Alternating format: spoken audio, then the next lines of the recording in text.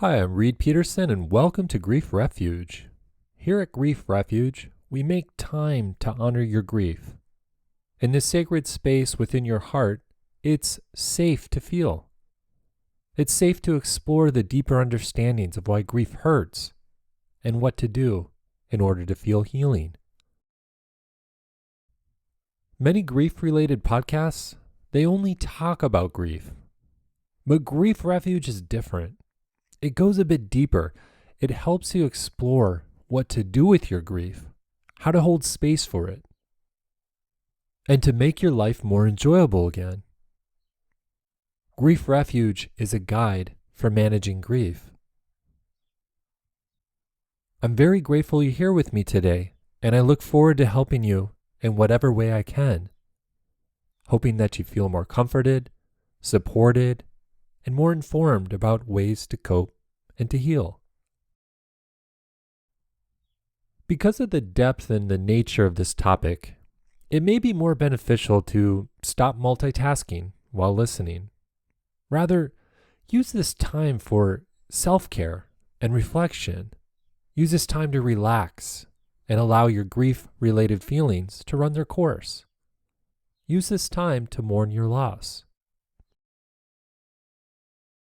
Today's topic originally came as a request from a listener. Today I'll be talking about 3 ways to set clear boundaries when you are grieving. Setting boundaries when you're grieving, it's hard to do. Your mind isn't working the way it normally does, and this is quite common, by the way. See, life is so different now. Doing something that you normally would do in the past, it now can feel quite overwhelming. But setting boundaries can keep you safe, especially when you're as vulnerable as you are right now. Use the following suggestions as some ways to set clear boundaries with others when you are grieving. The first way is to state your needs. As I just mentioned, your brain doesn't work like it normally does when you're grieving. So this suggestion, it isn't about figuring out what your needs are. That's actually very hard to do when you're grieving. This suggestion, it's about communicating a need in a given situation, dependent upon whom you're with and when the moment is happening. Now, I realize that can sound complicated in and of itself, so let me share an example for you here. You'll set more clear boundaries with others when you say things like, "I need blank," more frequently. Say it soft, say it with kindness, but make sure that you actually say it. Here's an example. "Steve, I need you to cook tonight. I'm just not in a position to do so right now." Also notice that this suggestion is about stating your need rather than asking for it to be met. There's a huge difference between the two. If you ask, you can set yourself up for disappointment or even rejection. And the fact alone that asking for your need to be met, that requires more energy from you. It requires more energy for you to clarify. It requires more energy for you to plan. And that energy, that's critically important when you're grieving. Grieving is so exhausting. So instead of asking, state your needs. "I need to lie down. I need to get some fresh air right now. I need to take a bath." These are all statements. They keep you empowered. And they also set boundaries with others. Whoever you're saying this to, they can either honor and respect your need and then give it space, or not. So this suggestion, this has similar qualities to the way it can feel when you get grief support and how helpful it is when someone asks you a question that's stated in a yes or no way. There's so many times that I hear people who have good intentions ask questions to a grieving person like, what can I do to help? And to that grieving person, that can feel nearly impossible to answer because grief overwhelms. But these yes or no phrased questions, they're so much easier to respond to. There's so much less energy to expend. It's much more convenient.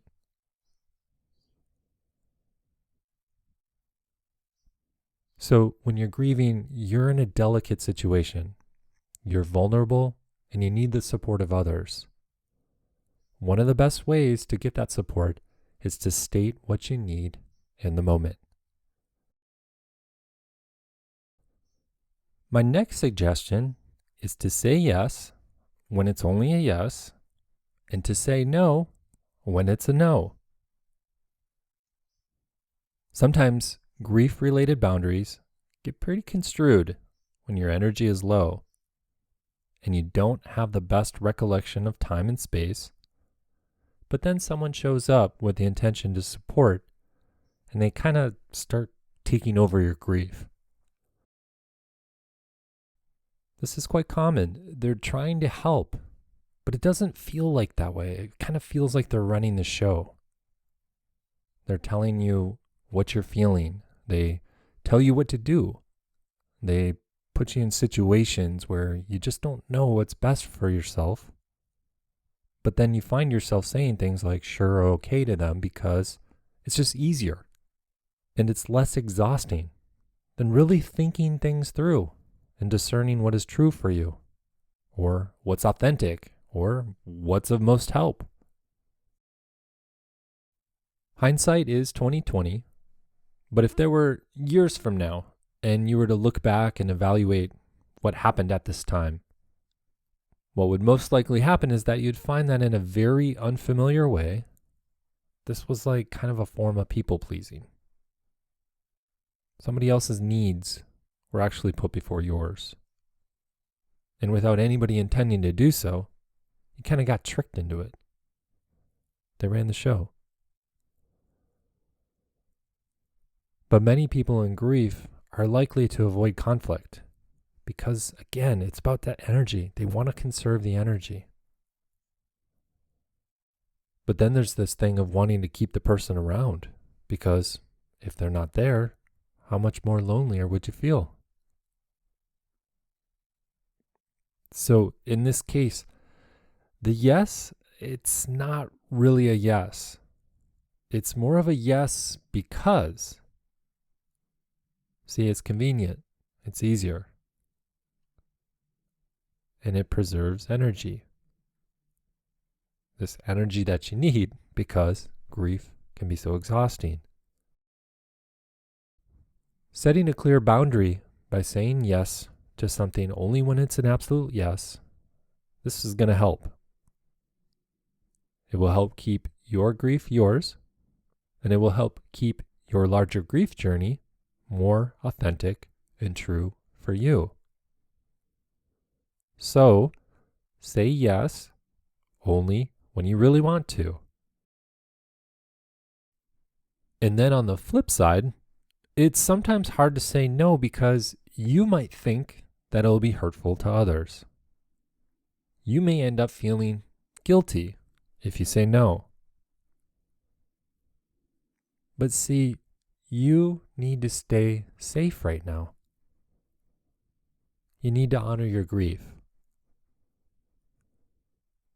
So, say no when you know that you really don't want to do or to have something. Trust that your boundary, it's there to help you heal. Trust that saying no is sometimes the best thing to say. And then a third way to set clear boundaries when you're grieving is to have more privacy and more time alone. This one is ringing very true right now, and I feel like it's trending as something that I'm hearing from so many people that I show up to support. Lately, I've been hearing a lot of people share these parts of their grief story, and it's of them spending a lot of their time holding space for others. What's happening is that their self-care and their privacy and their time alone, it's getting limited, or it's even getting cut off. They're not getting enough time to be alone or to have their own privacy. This feels sad for me because this can create more pain, and it can contribute to feelings of being even more lonely.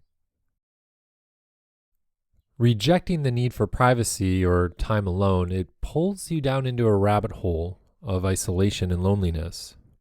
It's ironic because logically it doesn't make sense. How could more privacy and time alone ease loneliness? But this is grief. It actually doesn't work logically, and it doesn't work chronologically. More time alone and more privacy, it actually does ease some loneliness. But that's as long as your grief is being honored for what it is, and that it isn't judged, and that you do things to self-nurture and care for and love yourself. Many people have told me that they feel guilt when they spend more time alone. They feel selfish and sometimes unthoughtful or irresponsible. I gotta be honest and say here that I actually resonate with that. I share some of these struggles and these similar feelings like these. I know that I need to spend a lot of time alone. I end up feeling guilty because I end up feeling that I'm not giving my family enough attention. And that's a self-judgment. And that's something we have to be careful of. It's something that self-judgments have to be countered with self-compassion. Sometimes self-judgments have to be even met with confrontation. You can say things to yourself like, wait, this doesn't have to be true. That's something you could tell yourself. Or you could say something like, hey, this is just an old story playing out here. I've used that one before. And I'll even share with you my personal favorite, which is, my dog would never judge me like that, so I'm not going to either. Please acknowledge that the time alone and the privacy you need, it's there to help you heal. It's there to help you honor a sacred space within yourself. This is space that no one else will fully understand. This is a sacred space that no one will ever know how exactly it feels. This is a sacred space that needs to be tended to and nurtured by you. This is why having privacy and time alone is so important in your grief and your healing. This sacred space, it's necessary for your grieving process. There are many more ways to set clear boundaries when you're grieving, but I hope that these 3 ways give you a good starting point. I'll be sure to share more in future podcast episodes. Setting boundaries in grief is very important. It keeps you safe in times that you're vulnerable and in pain. Try any of these ways to help you feel the sacred space your grief needs in order to heal. But please be kind to yourself as you try these things out. It may take a few times before you notice some change. And that's when it's important to have self-compassion throughout the process. I want to thank you so much for joining me today. It's been such an honor to hold space for your grief and provide this grief education for your healing. If you found this helpful, let us know by rating and reviewing the Grief Refuge podcast or sending us a message at griefrefuge.com. Another thing worth mentioning is that Grief Refuge will soon be offering a mobile app to provide more support and more comfort. This app is going to be revolutionary. So be sure to join our newsletter list so that you can be notified when the app is ready. Visit griefrefuge.com to sign up.